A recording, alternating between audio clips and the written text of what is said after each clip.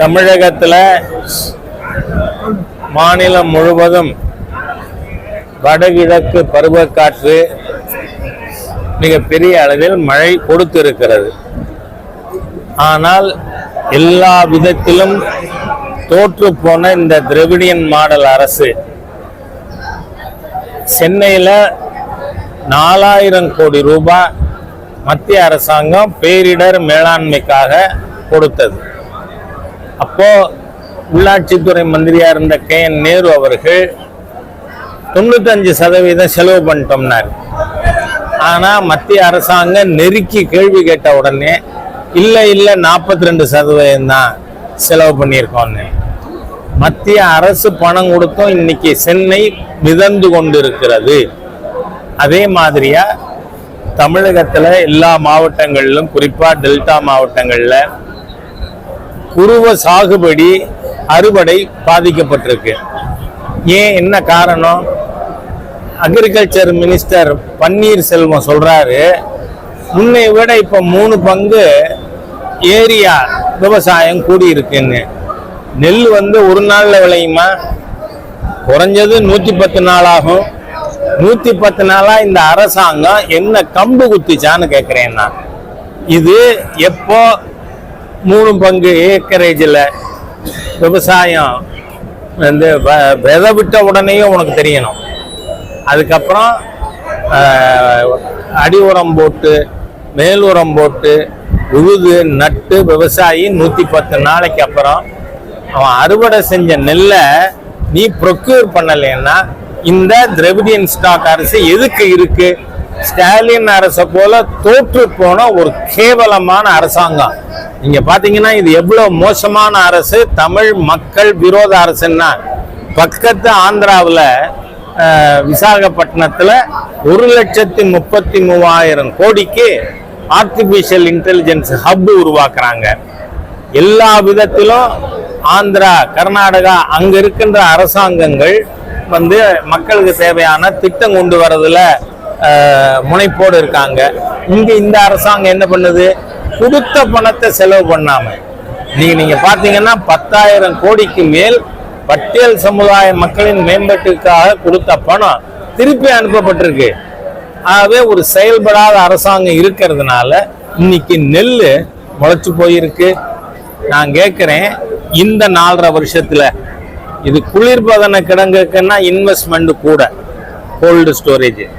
ஆனால் சாதாரணமா நெல்லை ப்ரொக்யூர் பண்ற நெல்லை பாதுகாத்து வைக்கிறதுக்கான டெம்பரரி குடோன் உங்கள்கிட்ட இருக்கா?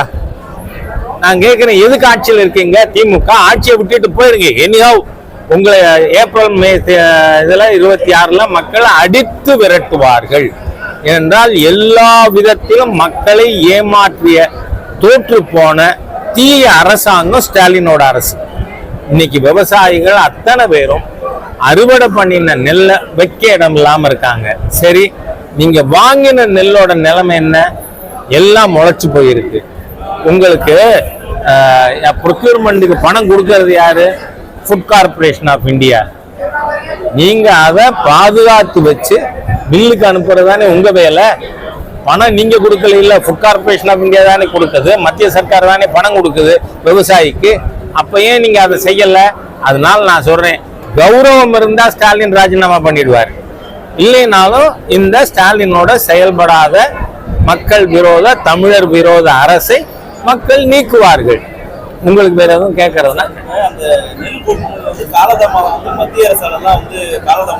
என்ன காலதாமதம்? கையை பிடிச்சி தடுத்தாங்களா யாராவது?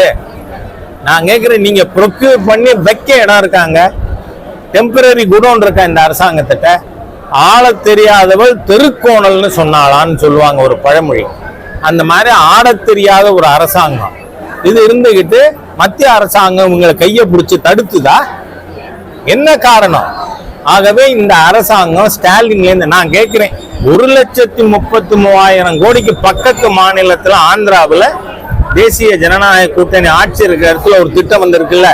நீங்க சொல்றீங்க ஃபாக்ஸ்கான் 15,000 கோடிக்கு மூலதனம் போடுதுன்னு. அந்த கம்பெனி சொல்றான் அப்படி எந்த அக்ரிமெண்ட்டும் நாங்க தமிழ்நாடோட போடணும். பொய் பித்தலாட்டம். திமுகனா கொள்ளை, கொலை, கற்பழிப்பு, பொய்.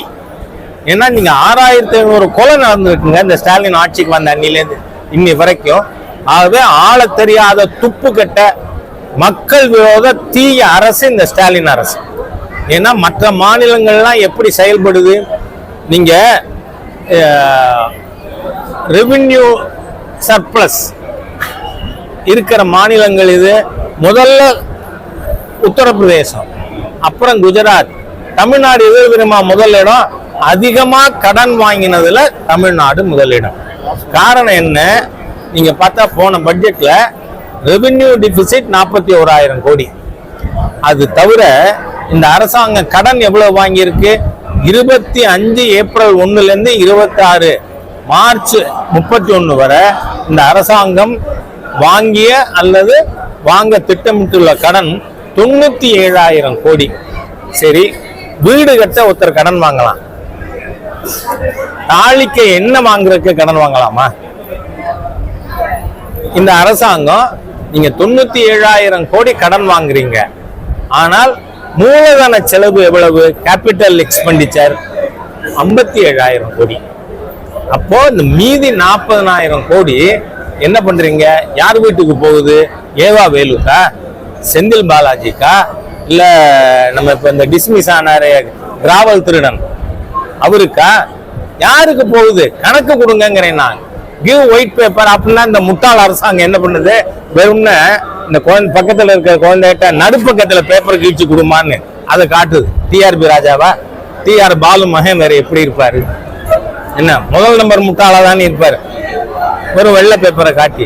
அதனால இந்த அரசாங்கம் அவ்வளவு இர்ரெஸ்பான்சிபிள், அவ்வளவு அகம்பாவம். ஒரு எதிர்கட்சி தலைவர் 4 வருஷம் முதலமைச்சரா இருந்தவர், அவர் வெள்ளை அறிக்கை வேணும்னு கேட்டா வெறும் வெள்ளை கடுதாசை கிழிச்சு கொடுப்பீங்களா? எவ்வளவு துணுறுங்கிறேன் நான் ஒரு மந்திரிக்கு. இது இருக்கலாமா? டிஆர் பாலு, டிஆர்பி ராஜா போல பொறுப்பற்ற அமைச்சரை நான் ஸ்டாலின் இடத்துல இருந்தா மறுநாளே வெளியில போன்னு சொல்லியிருப்பேன். என்ன அராஜகம்! ஒயிட் பேப்பர்னா அதுவா அர்த்தம்? ஆகவே இந்த அரசாங்கம் எல்லா விதத்திலும் பொய், பித்தலாட்டம். இன்னைக்கு விவசாயிகளை வஞ்சித்த இந்த அரசாங்கம் ஆட்சியில் இருப்பதற்கு அருகவே இல்லை. ஏன்னா பன்னீர்செல்வம் சொல்றாரு, வந்து விவசாய மந்திரி அவர் தானே, நல்ல வேலை நான் அப்பா சொல்லல, அவர் சொல்றாரு ஏக்கரேஜ் 3 மடங்கு அதிகரிச்சுதுன்னு.